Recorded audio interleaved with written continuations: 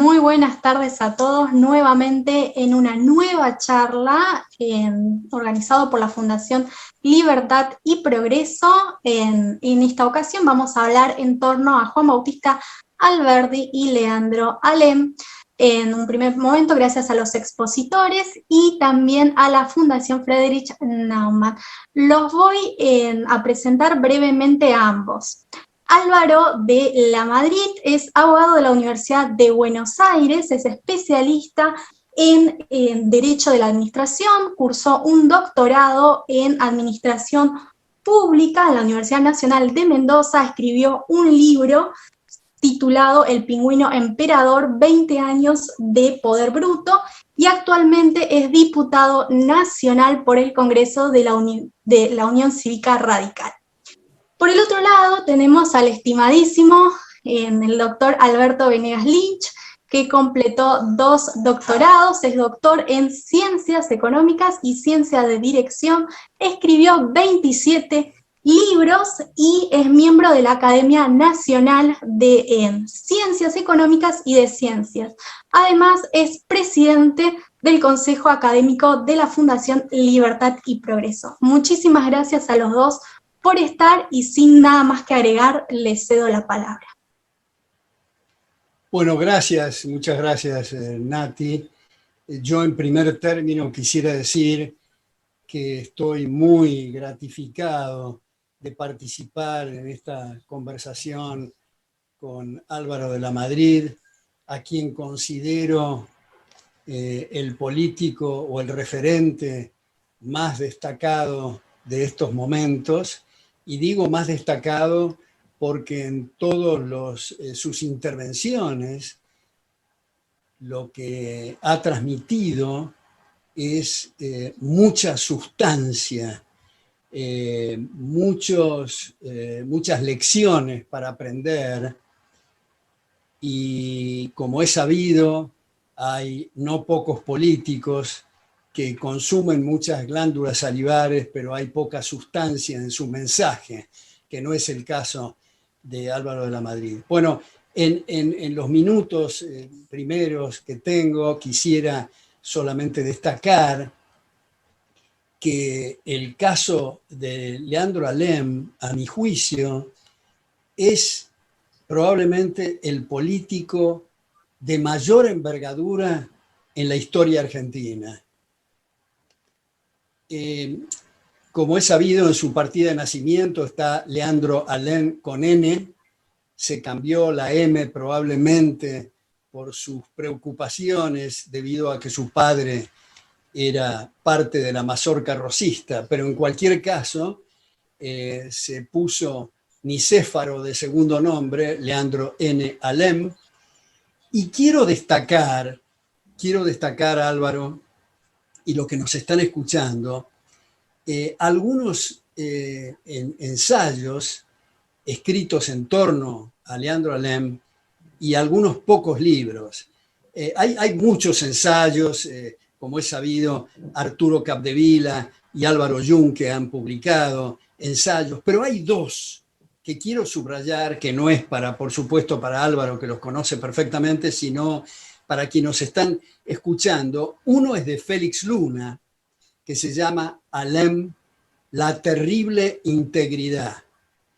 Esa palabra integridad es probablemente el mayor elogio que se puede hacer de una persona, donde dice, entre otras muchas cosas, Félix Luna, que Leandro Alem era un fiscal insobornable. Creo que hace mucha falta repasar esto para entender la necesidad de estudiar y difundir los principios compatibles con la sociedad abierta, para utilizar terminología popperiana. Y el otro ensayo es de mi querido Enrique de Gandía, con quien era colega en la Academia Nacional de Ciencias. Se llama La ruptura del acuerdo, donde lo importante de este trabajo de Enrique de Gandía es que subraya los notables conocimientos jurídicos de Leandro Alem, no solo la jurisprudencia en el caso argentino, sino internacional, muy especialmente de Estados Unidos, y muy especialmente su seguimiento a padres fundadores en Estados Unidos como, por ejemplo, Thomas Jefferson. Y luego, antes de ir a una frase o un par de frases para ver el eje central de Leandro Alem, y en otra intervención podré elaborar sobre Alberdi, quiero mencionar 4 libros. Uno es de Francisco Barroteveña, el otro es del uruguayo Telmo Macorda, que en realidad ha tenido mucha difusión, este libro de Telmo Macorda, por un prólogo de Marcelo T. de Alvear, otro gran político argentino, del año, no me acuerdo si es del 41 o del 42, pero ese prólogo es lo que hizo que se difundiera mucho el libro. El otro libro del año 39 es del célebre historiador Bernardo González Arrilli, y el último es de mi querido amigo muerto hace muy poco, Ezequiel Gallo, de 2009, que se llama Leandro Alem. Y quiero, para terminar en esta intervención, repetir 2 pensamientos de Alem que los expuso en la legislatura de Buenos Aires en 1880 con motivo del debate de la federalización de Buenos Aires. El primero dice así: sí, gobernad lo menos posible, porque mientras menos gobierno extraño tenga el hombre, más avanza la libertad. Más gobierno propio tiene y más fortalece su iniciativa y se desenvuelve su actividad. Primera cita. Segunda y última, y con esto termino: en economía como en política, estrechamente ligados, porque no hay progreso económico si no hay buena política. 2 puntos. Una política liberal que deje el vuelo necesario a todas las fuerzas y a todas las actividades. Me parece, hay muchas citas, Leandro Alem ha escrito sobre el mal llamado proteccionismo aduanero, sobre la presión tributaria, sobre la deuda, sobre la necesidad de tener signo monetario decente, digamos, y tantos otros temas extraordinarios. Precisamente con Ezequiel Gallo, cuando yo era rector de SIADE, en la revista académica Libertas, hemos transcripto muchos de los trabajos y muchas de las citas de Leandro Alem. Con esto termino para no tomar más tiempo, son más o menos unos 5 o 6 minutos que hablé.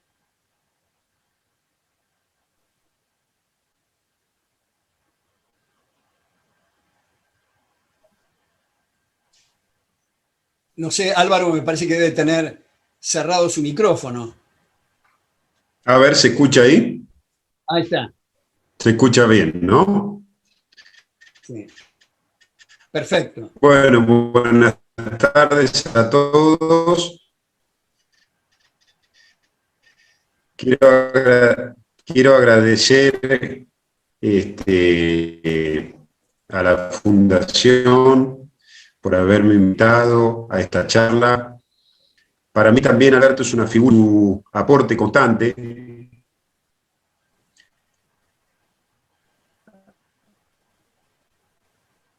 Te defino como un hombre político, como un hombre interesado en la filosofía. ¿Se escucha ahí bien? Sí, ahora sí. Alberto, en definitiva, es un hombre interesado en la política. Y me ha sido muy grato esta invitación para hablar de Alberdi y de Alem, 2 figuras tan grandes, tan importantes para el país, pero coincido con Alberto en comenzar a dar su primer. Dijo que Alem ha sido un personaje relevante de la historia política argentina, pero también un personaje olvidado y no puesto en valor en su real dimensión y en los aportes que le ha hecho a la nación.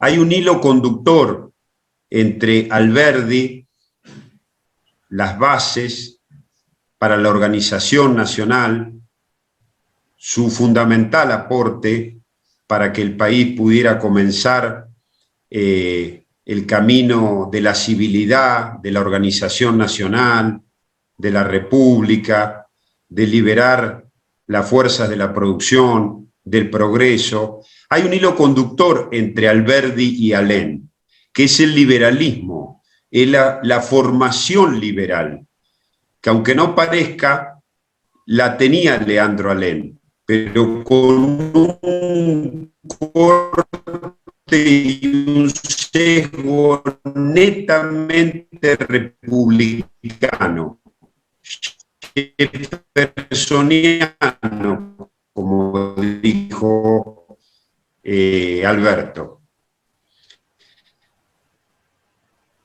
Alén ha sido una figura noble de la política argentina, un faro, algo que no lo podemos dejar de tener en cuenta. Yo quiero decir, para iniciar la charla, que la vida de Alén es muy dura.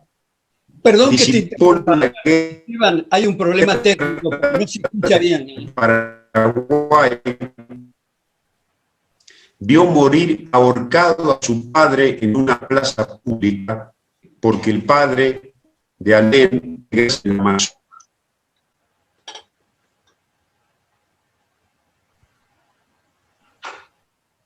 Esteban, tenés cerrado el micrófono, ¿eh? Sí, me parece que hay mala señal de Álvaro de internet. A ver si se soluciona ahora. Ahora creo que se soluciona. Bueno, yo me encontraba que estaba hablando, pero por momentos me di cuenta que no se escuchaba, como que hubo un inconveniente. No sé si se ha solucionado. Se escucha con un poco de delay. Probemos, Álvaro, sin tu video. Quizás se escucha mejor tu voz.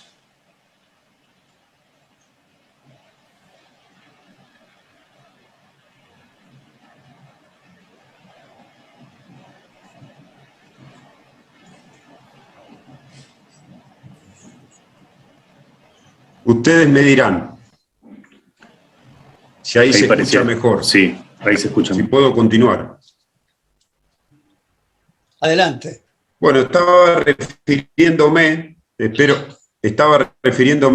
que se solucionen los inconvenientes. Estaba refiriéndome a la vida dura de Alén, que participó en la guerra del Paraguay, que vio morir a su padre fusilado. El padre de Alén pertenecía a la mazorca, y cuando a esa sociedad popular restauradora que había instalado Rosas, ¿no?, que cometió diversos crímenes, asesinatos y atropellos, cuando cayó Rosas, los mazorqueros no fueron detenidos por los delitos que habían cometido durante todo el tiempo en el cual Rosas gobernó, sino porque se plegaron a las fuerzas federales de Hilario Lagos a hacer la última defensa, a ver si podían salvar el régimen de Rosas, y luego depusieron sus armas, y los mazorqueros fueron apresados por ese momento,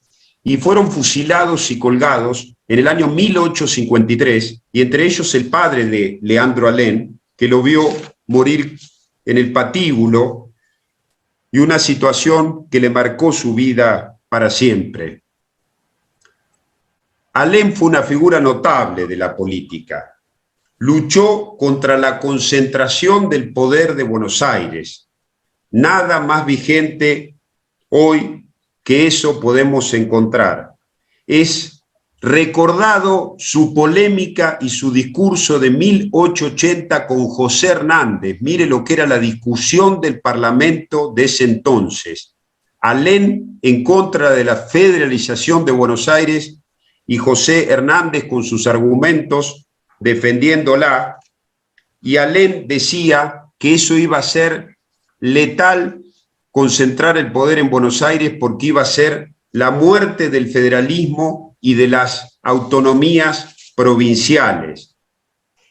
Las ideas de Alem han sido el cimiento republicano y federal del país. Una Argentina verdaderamente descentralizada, quería Alem. Y él decía, por eso que hay un hilo conductor con Alberdi, que se debía garantizar la sana aplicación del sistema federal de la Constitución. Y eso era lo que iba a contribuir al desarrollo de todas las provincias y del país. El drama que tenemos los argentinos, y yo lo he dicho en mis discursos en el Parlamento, es que olvidamos nuestra historia, la desechamos como algo que no sirve ni para el presente, ni mucho menos para el porvenir. Y es un gran error. José María del Valle Inclán, un gran escritor, periodista y filósofo español, decía: quien sabe del pasado, sabe del porvenir. Alem fue una figura notable para la Argentina y sobre todo para el pensamiento liberal y republicano. Decía Alem que un pueblo, miren qué vigencia esta frase con lo que nos está pasando hoy a los argentinos, un pueblo donde no hay vida política y no hay preocupación política es un pueblo corrompido, es un pueblo en decadencia, o en todo caso es víctima de una feroz y brutal opresión. Nosotros tenemos que tener en cuenta esto que decía Alem, que yo lo tomo como una fuente de inspiración para mi actividad política y parlamentaria.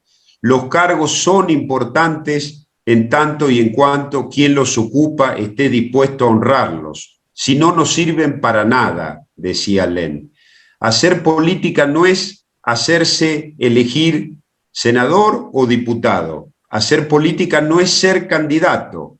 Hacer política es ofrecerle a la ciudadanía un norte, una visión de a dónde tiene que ir al país, una propuesta de futuro, una alternativa frente a lo que sucede, un diagnóstico de los peligros que acechan el país y una receta de cómo salirse de ellos para ir hacia el progreso, la libertad y la democracia más fuerte y más consolidada.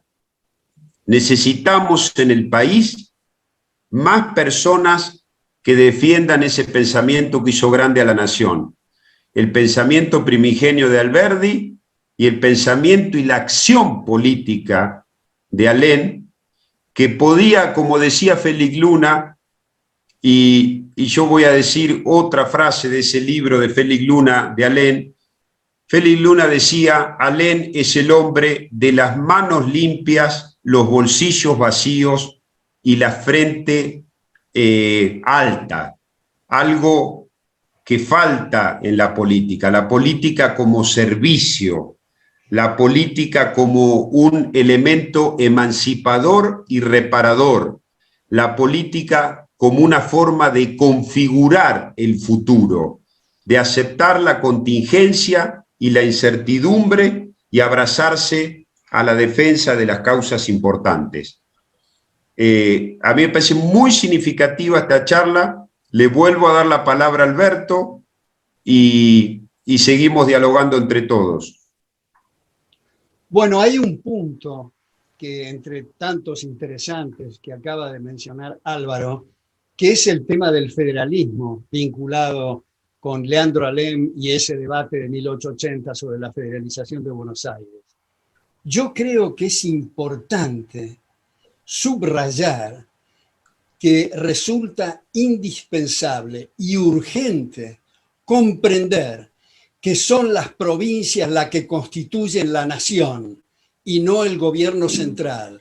Por lo tanto, si queremos establecer un sistema federal y no el unitario que tenemos desde hace por lo menos 70 años, tenemos que comprender, por lo menos en la parte fiscal, que los distintos gobiernos de las provincias tienen que cobrar, recaudar e implementar todos los impuestos excepto la justicia federal, las relaciones exteriores y la defensa. Y para eso las provincias le coparticipan al gobierno central y no al revés. Esto que fue ideado originalmente como competencia fiscal en Estados Unidos por los padres fundadores, especial aunque no exclusivamente por James Madison, lo que sostenían es que independientemente de la postura caudillesca o republicana de cada gobernador, es muy importante trabajar en los incentivos. Y los incentivos van a hacer con este esquema que la gente no se le mude y no se vaya a otras jurisdicciones, primero, y segundo, para atraer inversiones, para lo cual tienen que tener un régimen fiscal razonable y por lo tanto reducir el gasto público. Es muy importante esto que dice Álvaro citándolo a Leandro Alem respecto del federalismo. Un segundo punto para no dejar de lado la parte esencial de Alberdi, ya que cité 2 párrafos de Leandro Alem, quisiera tomar un segundo para citar 2 párrafos que considero muy medulares y ilustrativos de Alberdi. Primero, se pregunta, ¿qué exige la riqueza de parte de la ley para producirse y crearse? Y se responde Alberdi, lo que Diógenes exigía de Alejandro, que no le haga sombra. Primera cita. Segunda cita, el ladrón privado es el más débil de los enemigos que la propiedad reconoce. Ella puede ser atacada por el Estado en nombre de la utilidad pública. Eso, a mi juicio, define, yo tengo todas las obras completas de Alberdi, los escritos póstumos, pero me parece que estas 2 frases definen ese espíritu. Ahora, Álvaro, para entrar más en nuestros problemas argentinos, voy a hablar de 2 puntos. El primero, estoy seguro que lo compartes porque te he visto desarrollar en este sentido, y el segundo, probablemente lo compartes, pero no te quiero comprometer, así que si no quieres hacer ningún comentario de este segundo punto, no lo hagas. El primer punto es que me parece que frente al embate feroz del chavismo autóctono, es indispensable que las elecciones legislativas del año en curso, 2021, todas las fuerzas que se oponen a ese chavismo tienen que estar unidas. No es tiempo para hacer otras disquisiciones, lo cual no quiere decir que cada grupo o que cada persona tenga diferencias con otros. Bienvenidas las diferencias, los debates son interesantes, pero en este momento me parece que sería suicida que haya divisiones internas. Me parece que, repito, todos, lo pongo en negrita, en mayúscula, en letras grandes, todos los que se oponen al chavismo, porque de lo contrario, con este sistema DONT electoral, que sabemos que otorga proporcionalmente más a las mayorías, si el chavismo llega a tener más bancas, vamos a tener una reforma constitucional, vamos a tener la estocada final a la justicia y vamos a tener que se concreten las amenazas a la libertad de prensa. Este es el primer punto. El segundo y último, y con esto cierro, es que Macri, en la última entrevista con La Nata, desarrolló una terna que me parece muy fértil para la unión. Y es, primero, tener una legislación laboral que no coarte ni bloquee a la gente que quiere trabajar. Segundo, terminar con la inflación. Y tercero, abrirnos al comercio internacional. Me parece, como digo, muy fértil y muy útil. Pero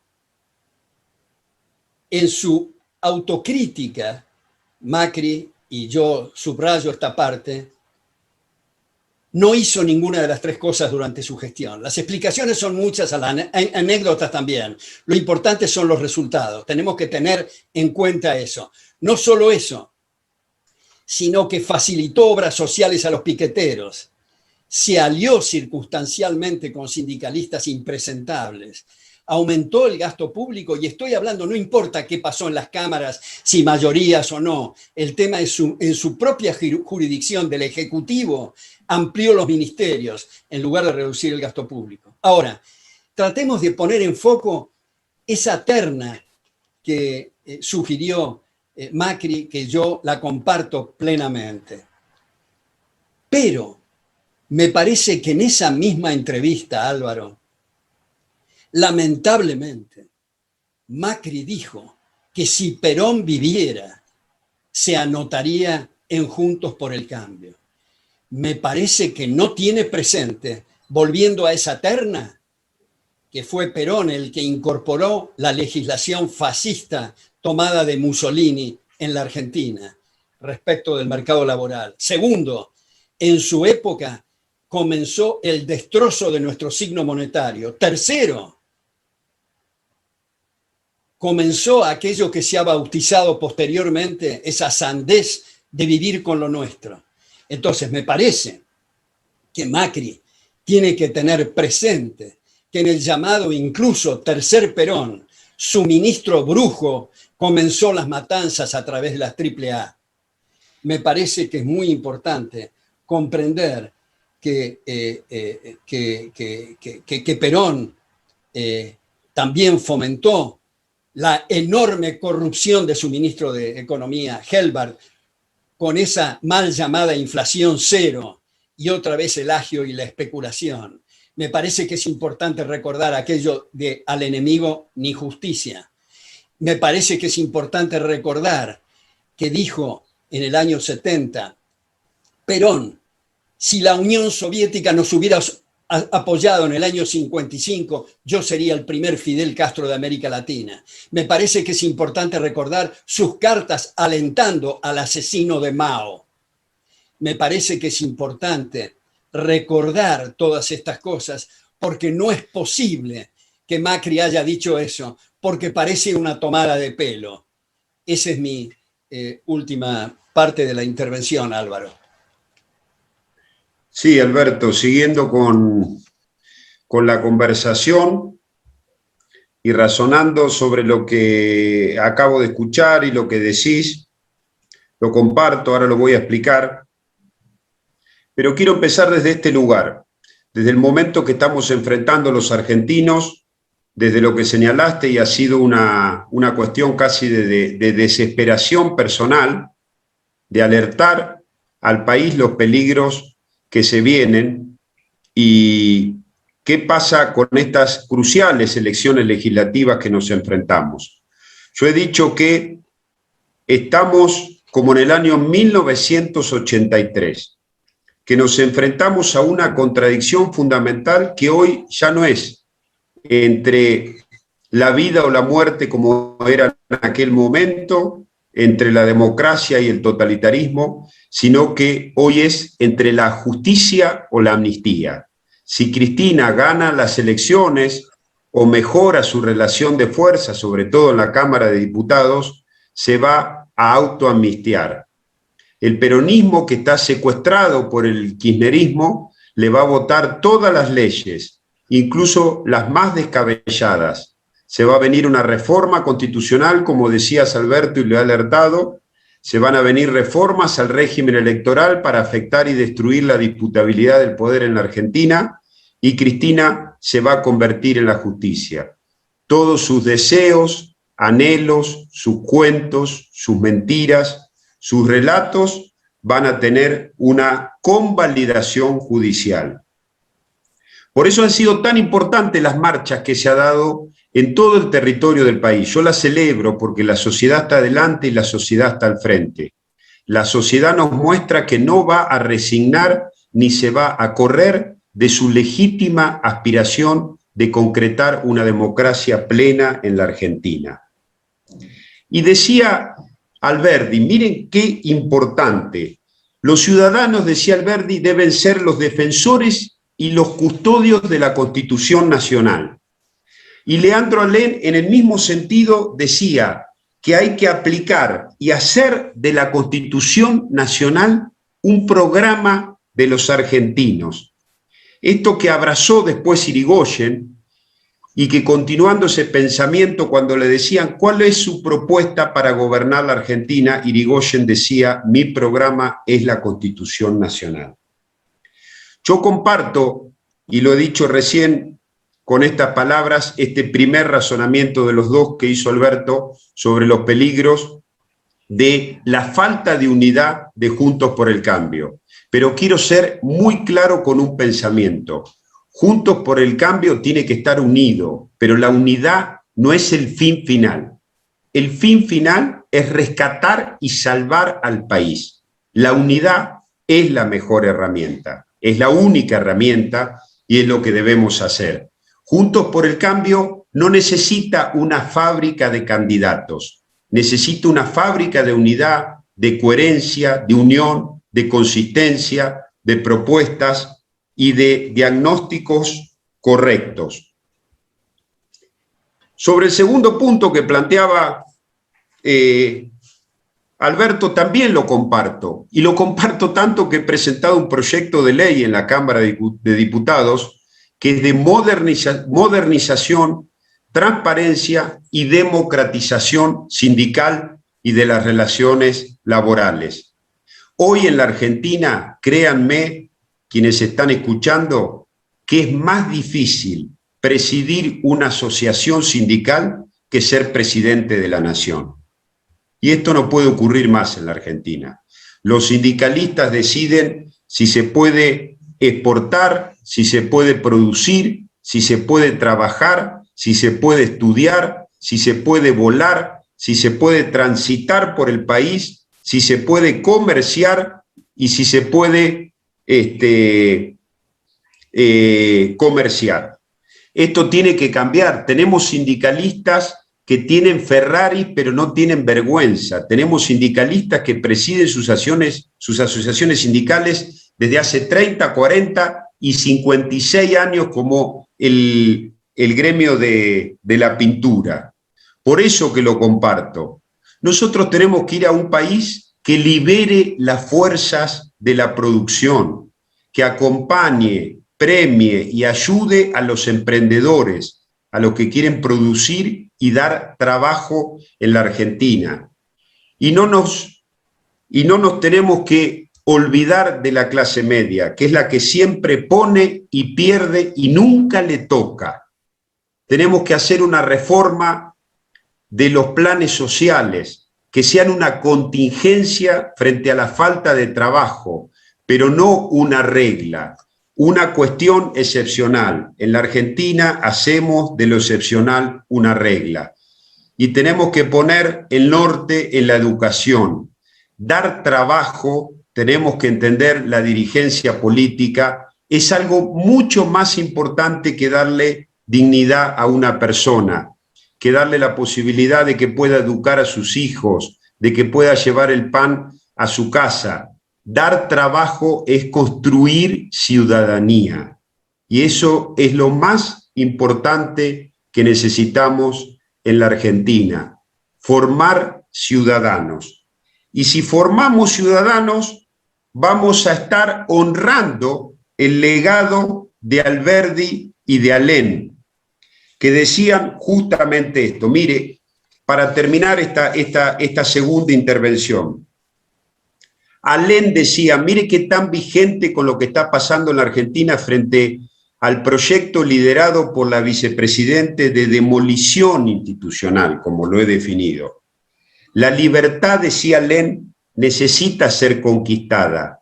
La libertad no es algo que nos ha sido dado. La libertad no llueve.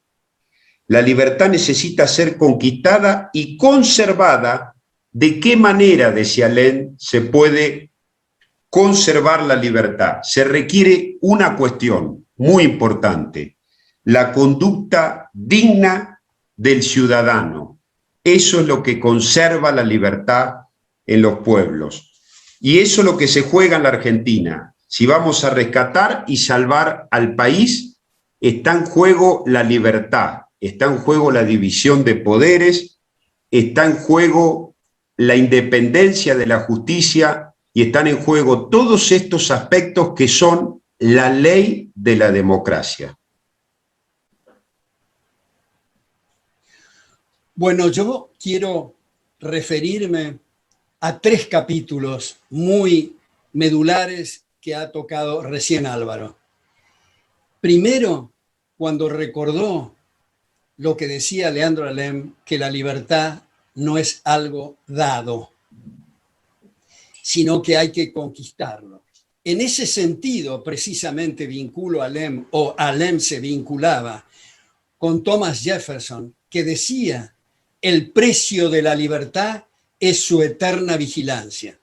Justamente lo que ha ocurrido en la Argentina, y también, digo, en Estados Unidos, pero no me quiero ir por ese canal, es lo que advertía Alexis de Tocqueville, no en el libro más conocido, La democracia en América, sino en el menos conocido, que es El antiguo régimen de la Revolución Francesa, donde dice: muchos de los países en donde ha habido gran progreso moral y material, la gente da eso por sentado.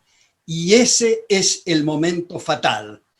Yo creo firmemente que todos tenemos la obligación de contribuir a que se nos respete. No importa a qué nos dediquemos. Si nos dedicamos a la jardinería, a la música, a la danza, a la pintura, a la filosofía, a la economía, el derecho, a la medicina, lo que fuera, todos necesitamos que se nos respete.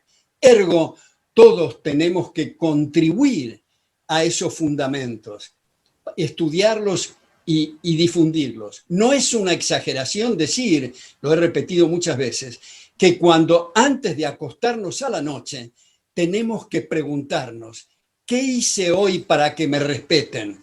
Si la respuesta es nada, no tenemos derecho a quejarnos, porque como decía Álvaro recién, recordando a Leandro Alem, esto no viene del aire, no es una cosa misteriosa, no es una cosa que nos viene dada, sino que tenemos que conquistarla. El segundo punto que mencionó Álvaro es el tema de la unión. Y yo quiero agregar que no solo me estoy refiriendo a la importancia de la cohesión entre, digamos, 3 columnas vertebrales de 3 socios de Juntos por el Cambio, sino gente que por ahora está afuera de esto. Algunos son amigos muy bien intencionados, pero me parece indispensable la unión. Por eso vuelvo a aquella terna que me parece que puede hacer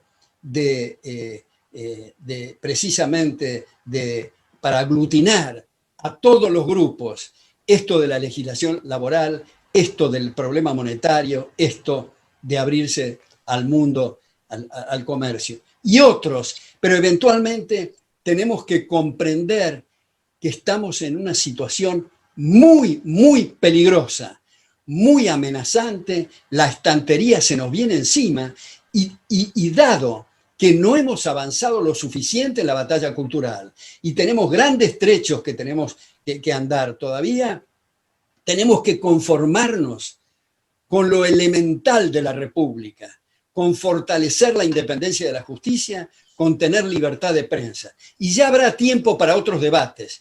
Pero como ha dicho Álvaro, y lo he escuchado no en esta oportunidad, sino en otras que lo he escuchado con gran atención e interés, no va a haber 2023 si no hay 2021 como la gente.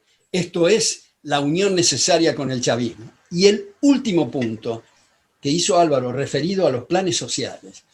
Yo quiero aquí hacer estas reflexiones sobre la pobreza, que es muy común. Estoy ahora escribiendo en unas columnas semanales sobre este tema. Es muy común el caer, yo diría, en 3 errores garrafales. Primero, decir que la pobreza es un caldo de cultivo para la delincuencia. Yo no acepto eso, porque todos venimos de las cuevas y todos venimos de la miseria, y no quiere decir que nuestros ancestros han sido delincuentes, primero. Segundo, se dice el tema de los planes sociales, que ha abordado muy bien recién Álvaro. Es muy cierto la necesidad de trabajo, sustituirlo por planes sociales. Es muy cierto que los planes sociales crean una dependencia malsana con políticos inescrupulosos. Es muy cierto. Pero no es un tema de los pobres. Hay los planes sociales para muchos de los ricos, solo que tienen un nombre distinto. ¿Cómo se llama? Protección arancelaria, salvatajes de sus deudas, exenciones fiscales y otras dádivas y privilegios que son financiados por los trabajadores que no tienen poder de lobby. Esos son asaltantes de guante blanco. Y esos tienen planes sociales, como digo, encubiertos. Por último, se ha dicho, y cierro con esto, que hay una especie de hilo o de atadura o de nexo causal entre el populismo y los pobres. Otra cosa que no es cierta. Los países que se han enriquecido primero eran pobres, no nacieron ricos. Y si hubieran aplicado políticas populistas, nunca hubieran sido ricos. De manera que tenemos que comprender que el tema no es del bolsillo, sino de las cejas para arriba. Es un tema esencialmente moral. Y con esto termino. Me gusta mucho, Alberto, lo que has dicho, todo este último tramo de tu intervención, sobre todo esto último me parece fabuloso, extraordinario, de que el problema es de la ceja para arriba. Enfrentamos un gobierno que volvió para ir con todo, no volvieron peores, siempre fueron lo mismo, solo que volvieron recargados. La sociedad argentina está en una disyuntiva porque, lo hemos alertado, estas elecciones son bisagra en la Argentina, son cruciales y uno tiene que hacer docencia desde la política porque la sociedad no lo advierte, dice, ¿cómo que van a ser cruciales si ni siquiera se elige presidente, si no se eligen gobernadores, si no se eligen intendentes? Solamente estamos ante un recambio de medio término parlamentario y no advierte el peligro de lo que se juega. El oficialismo ya maneja a discreción el Senado. Está a 10 diputados del quórum propio que hoy lo ha logrado con alternativas que se presentaron como opositoras, Lavagna, Ramón, el diputado de Mendoza y sus aliados, incluso Schiaretti, como independiente por lo menos del kirchnerismo, cuando en definitiva le ha dado quórum y le ha votado la mayoría de las leyes importantes. Si Cristina gana las elecciones, no va a dialogar, porque Cristina no reconoce pares, el diálogo es entre pares. Cristina va a imponer, se va a autoamnistiar y va a terminar con una cosa sagrada para la democracia, que es que esté garantizada la disputabilidad del poder. En aquellos lugares en el mundo en donde el poder no se puede disputar, no hay democracia. En aquellos lugares donde el resultado de una elección es tan incierto que no se sabe siquiera quién va a ganar hasta el día en que se está llevando a cabo la elección, allí la democracia está viva, allí la democracia es una realidad, porque quiere decir que está garantizada la disputabilidad del poder y que la alternancia es una cosa concreta y real. Miren, la destrucción de la libertad en estos tiempos en que vivimos ya no es con las armas, ya no se necesitan las armas. Hoy se da a través del lenguaje, de las ideas, de los relatos, de la posverdad, del cinismo líquido, de la instalación de nuevos paradigmas de dominación y sobre todo de la rendición de un pueblo. Lo peor que le puede pasar a una sociedad es cuando cree que nada se puede hacer distinto, que lo que acontece no tiene alternativas y que nada se puede cambiar. Cuando ocurre eso, en esos lugares, la sociedad termina cantando encadenada. Uno puede tener un amo que es bueno, que no le pone los grilletes, que le hace creer incluso que uno no es esclavo. Puede tener uno un amo benevolente, pero eso no cambia la condición de esclavo, ¿sí? Esto es lo que quiere hacer el oficialismo, que la gente considere que vive en democracia, una democracia mucho menos casi que formal, y que el poder no se pueda disputar. Esto es lo que yo he venido alertando, que es ir a Santa Cruz. ¿Qué es Santa Cruz? Una autocracia, el gobierno de los hombres. ¿De quién? De los Kirchner. Una autocracia con unas características particulares. Una autocracia familiar, consanguínea y hereditaria. Pero a la vez una plutocracia. La plutocracia es el gobierno de los ricos. ¿De qué rico sería en la Argentina? De los Kirchner, que es una nueva oligarquía, como la nomenclatura comunista, una secta que utiliza el poder para apoderarse de los factores de producción, para apoderarse de las riquezas de un país y para convertirse en el gobierno de ese país sin que se pueda disputar al poder. A eso vamos. Cuando esa pérdida de libertad se va dando pasito a pasito, hay gente que ni siquiera se da cuenta que está ocurriendo. Pero luego, una vez que se consolida, se hace muy difícil desmontarlo y volver al estado anterior. Pueden pasar muchísimos años. Entonces, ¿cuál es nuestro desafío? Como era el desafío, en principio y termino, de Alberdi y luego de Alem, con ese hilo conductor que yo le decía, que es liberalismo y republicanismo. Miren, el plan de Cristina Kirchner es un plan que nos lleva a anterior a 1860. Es un plan que vuelve a instalar la desorganización nacional.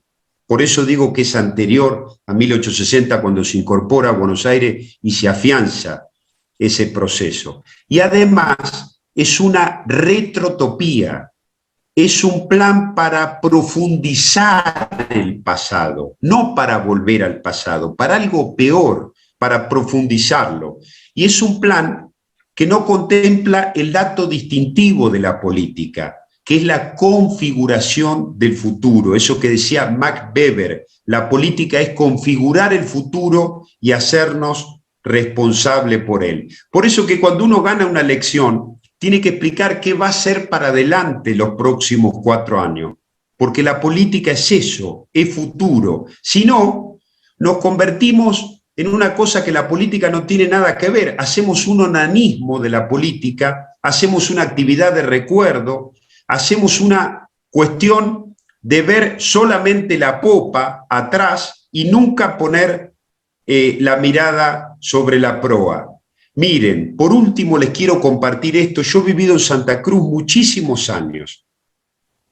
Miren qué mal que encaramos los temas en la Argentina, que hemos llegado a decir, y muchos lo repiten como loro, que la grieta son las diferencias, que la grieta son las existencias de diferencia. De ninguna manera. La grieta no es la existencia de diferencias. La grieta es que hay un sector de la política que quiere aniquilar las diferencias, que quiere ir al pensamiento único, al partido único. ¿Y qué decía Alberdi? Y termino. Les voy a citar una frase de Alberdi. Miren si las diferencias no son importantes. ¿Cómo va a ser la grieta la diferencia? Hablan los periodistas, la grieta de la política, la grieta de los actores, la grieta de los periodistas, de los deportistas, como si cualquier diferencia significar una grieta. Alberti decía, y termino, los grandes pueblos, Estados Unidos, Francia e Inglaterra, se han convertido en grandes por sus permanentes luchas activas para garantizar el disentimiento perpetuo y el control al poder. Cuando están garantizadas esas dos cosas, disentimiento perpetuo y control al poder, la democracia es una realidad tangible, imbatible y concreta.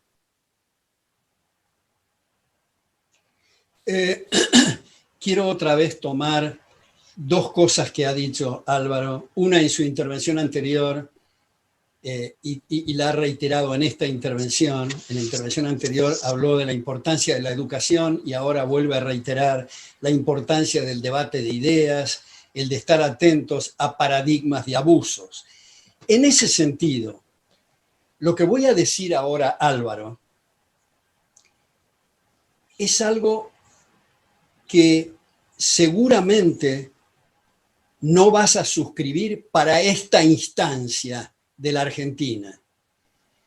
Yo me acuerdo que con Sanz, lo hemos hablado en un seminario hace bastante tiempo a este tema, la diferencia entre la acción política y el mundo académico.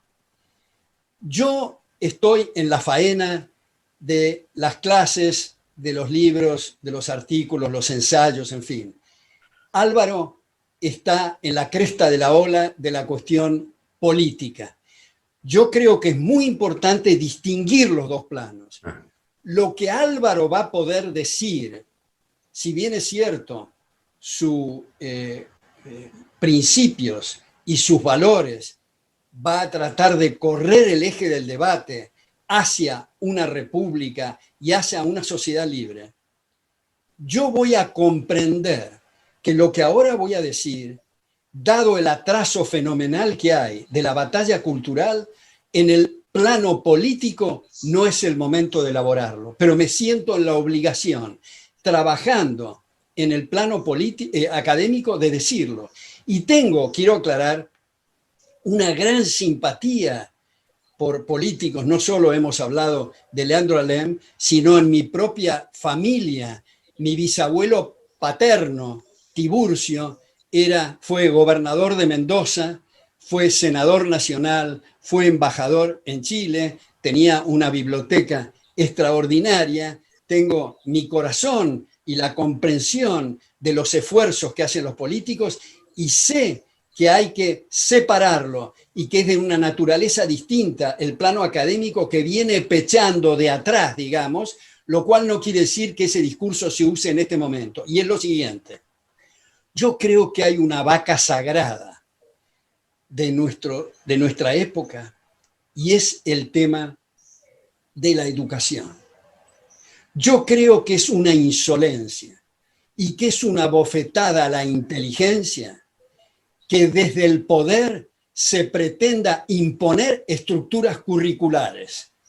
Creo en ese sentido, y no es una exageración decir, con los mejores propósitos y la mejor buena voluntad, quien acepta el cargo de ministro de Educación o de Cultura no sabe bien qué es la educación y la cultura, puesto que nadie tiene la precisa. Es un proceso de prueba y error, abierto a distintas competencias en busca de la excelencia académica, donde cada una de las instituciones hacen de auditorías cruzadas a la otra. Por lo tanto, cuando se habla de educación pública, creo que eso es un disfraz. Es educación estatal, porque la educación privada es también para el público. Lo que pasa es que queda mal, igual que hablar de periodismo estatal, historia estatal o teatro estatal. Entonces, ¿qué es lo que se debería de hacer a mi juicio?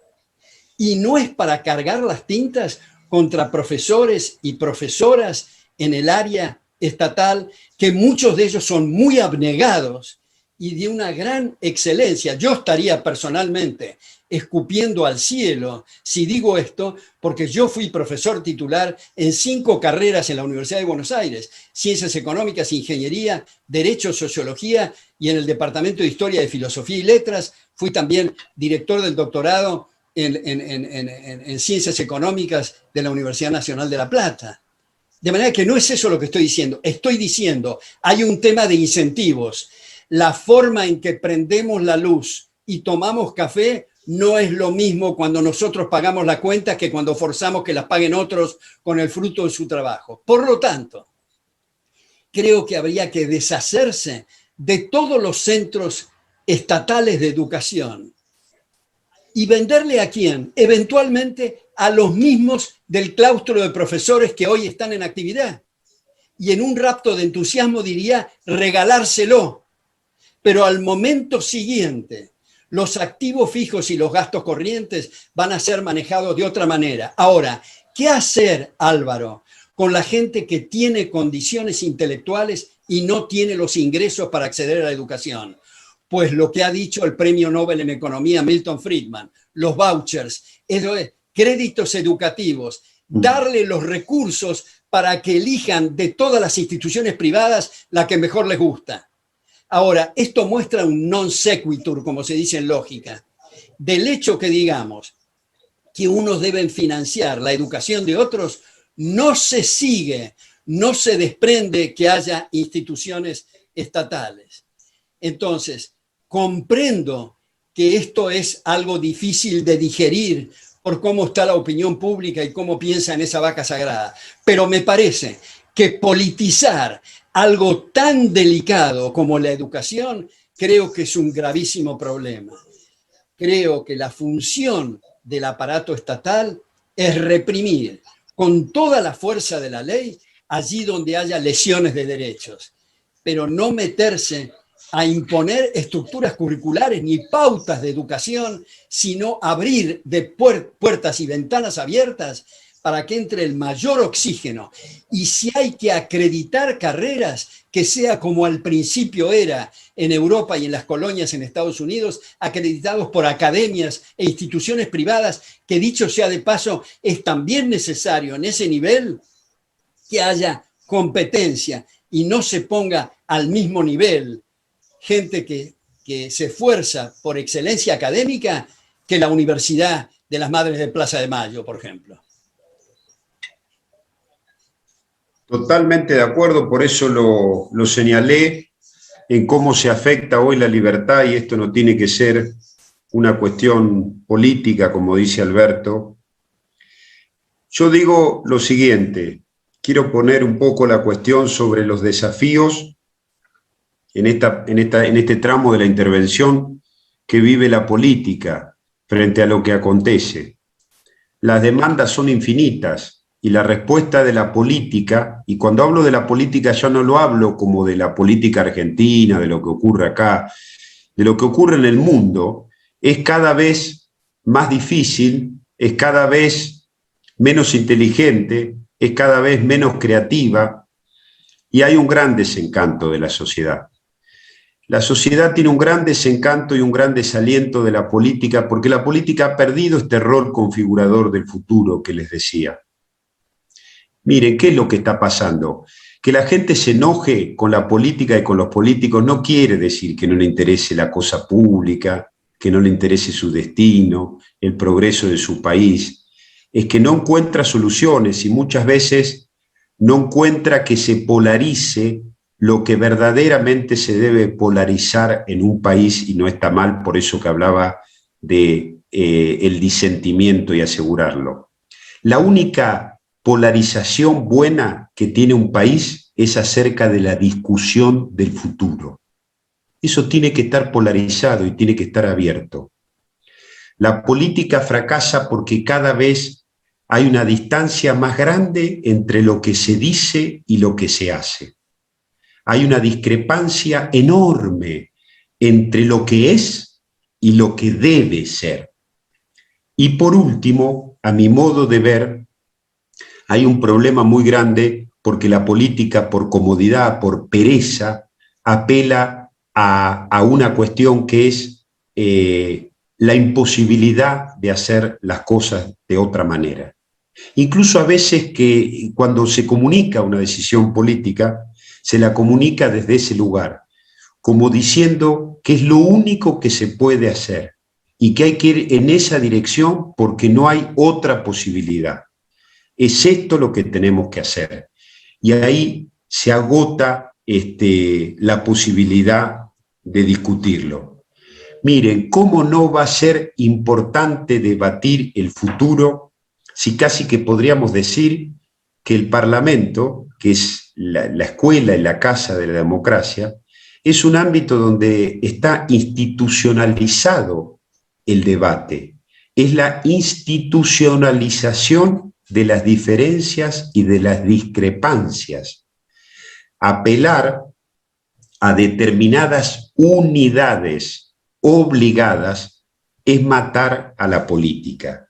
Y hoy la gente se encuentra en esa desesperanza porque la política, incluso a veces hasta desde el lenguaje, hasta de cómo se discute, hasta de cómo se habla o se fundamenta un proyecto de ley, como decía Alberto, deja mucho que desear. Se supone que un representante, un parlamentario, tiene que agregar una mirada que la sociedad no lo haya pensado, tiene que dar una alerta que a uno lo deje pensando y tiene que instalar la discusión de los grandes temas y del rumbo del país cuando uno no advierte por dónde va la cosa.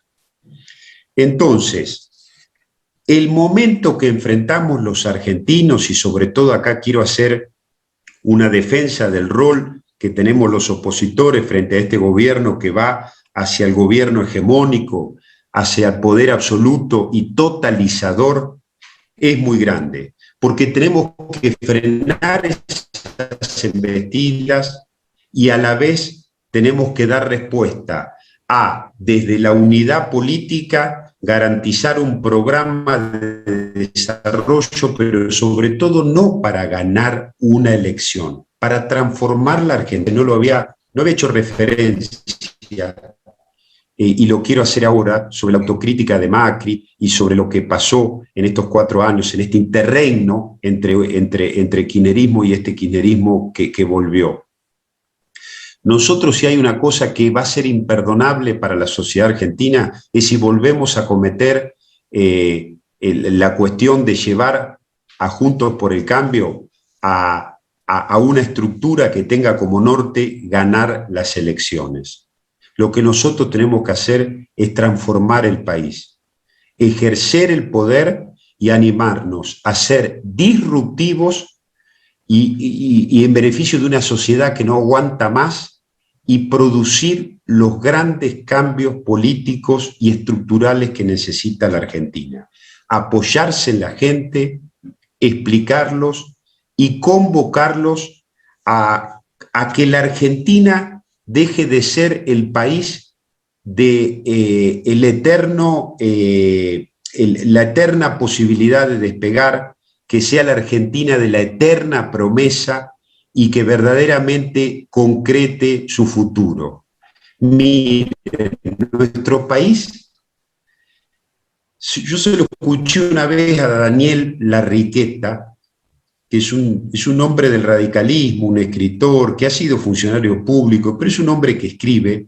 Me pareció muy interesante su pensamiento de una oración. Dijo: Argentina es el país de los éxitos personales y de las tragedias colectivas. Nosotros tenemos que dejar ese país que ha tenido miles de pasados que nunca se concretaron, miles de pasados que nunca se hicieron realidad.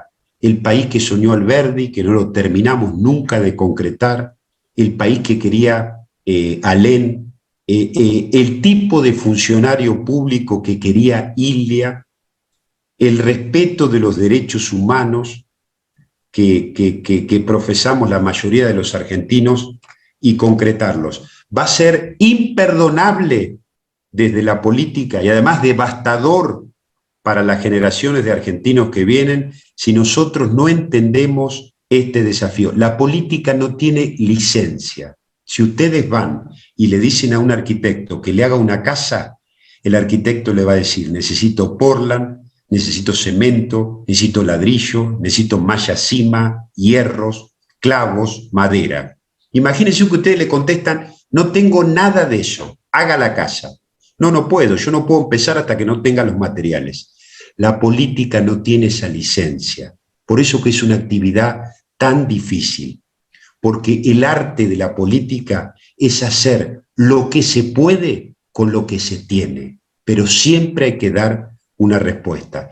Por eso que hay que entender la complejidad de la política, la incertidumbre de la política y entender una cosa que decía Len.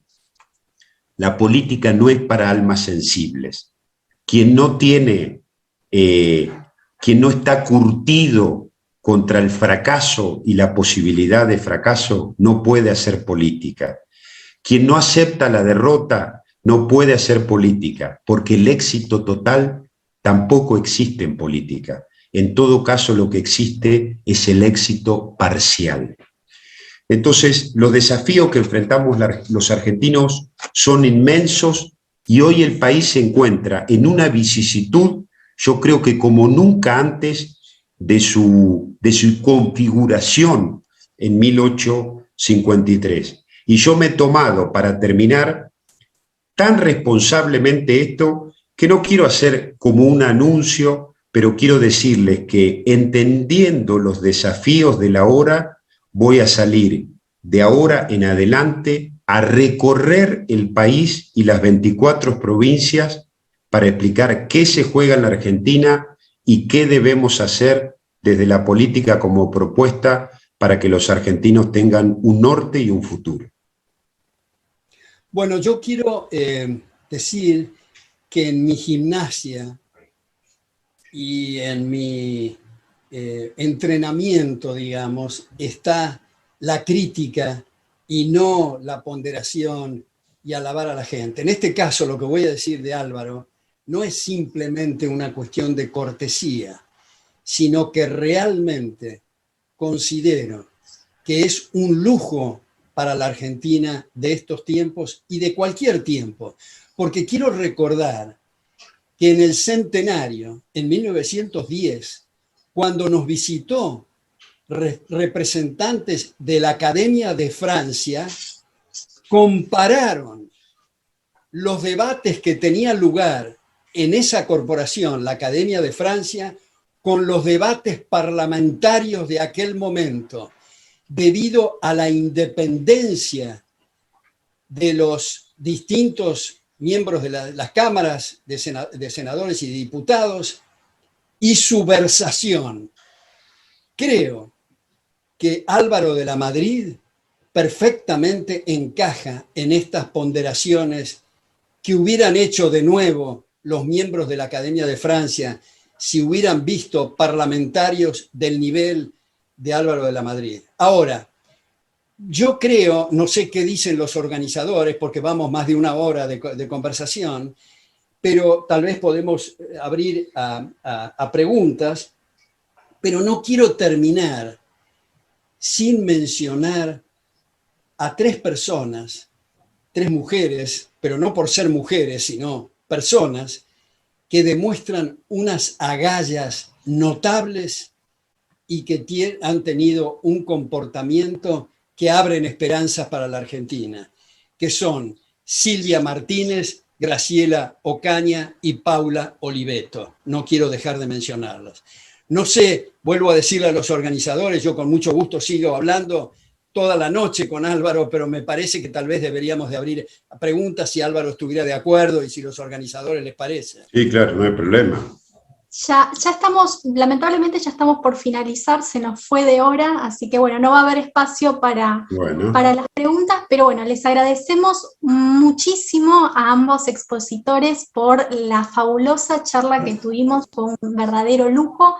Nosotros lo disfrutamos, las personas que lo vieron también, seguramente los que van a ver después el video más tarde, así que bueno, los invito también a ambos para que puedan en una nueva charla a futuro organizarse. Les agradezco mucho a la gente que se conectó desde la fundación, y también invitarlo para las próximas charlas que tenemos organizadas desde la Fundación. Para el miércoles 7 de abril a las 18 horas va a estar Iván Kachanowski y Martín Rapetti hablando sobre un tema clave: crecimiento y desigualdad, socios o enemigos.